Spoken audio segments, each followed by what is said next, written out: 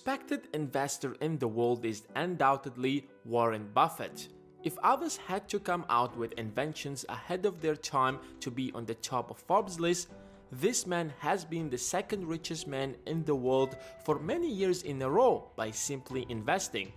And what sets him apart from others is that he started with absolutely nothing.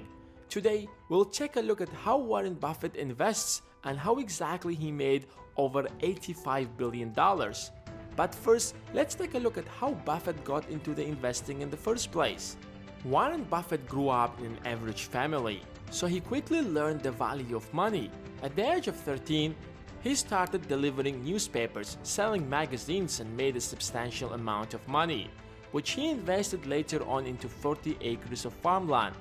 He realized that if he wants to grow faster, he needs to start a business. So when he turned 15, he used his savings to buy pinball machines and place them in barber shops.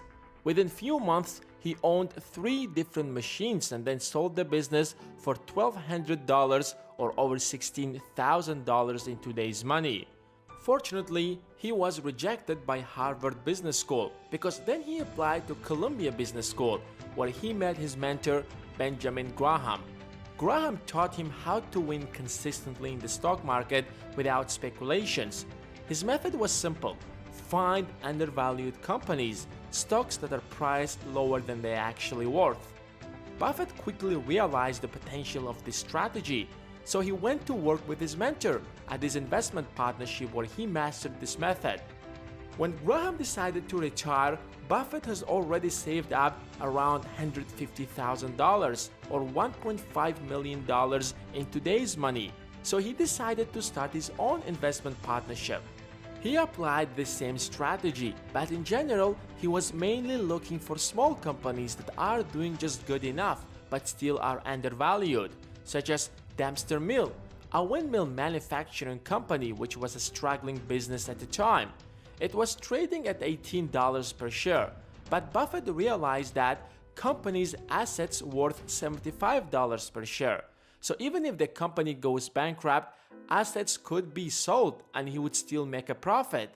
So over the next couple of years, he kept acquiring Dempster's Mill shares until he became the majority shareholder.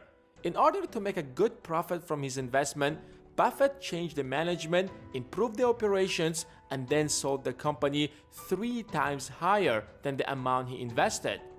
Warren Buffett made multiple similar investments where he made a substantial profit, and in less than 5 years of starting his partnership, the value of his investments grew to millions of dollars. In fact, his personal wealth finally crossed $1 million. After acquiring Berkshire Hathaway, his approach to investing changed. Instead of focusing on small struggling companies, he started buying more successful companies that are undervalued, such as the American Express. But what actually brought him up to the top of Forbes' list is the insurance business. Buffett realized that insurance companies work exactly like banks. You regularly pay your premium, for example, but only get your money back if you get into an accident. So insurance companies have a constant flow of cash, which are technically considered liabilities, exactly like the money you deposit into a bank. Suddenly, Warren Buffett found himself having access to an enormous amount of money, which he quickly started investing in the right companies. And in the next few years, his personal net worth crossed $1 billion. He kept doubling his net worth every few years by investing in some of the most successful companies, such as Coca-Cola, Bank of America, GM, and so on, until he became the richest man in the world in 2008. Buffett didn't achieve that by simply speculating and hoping to win, but rather understood how the stock market works and consistently used the same strategy. The good news is that you can also learn how the stock market works and certainly be like Warren Buffett if you put the effort.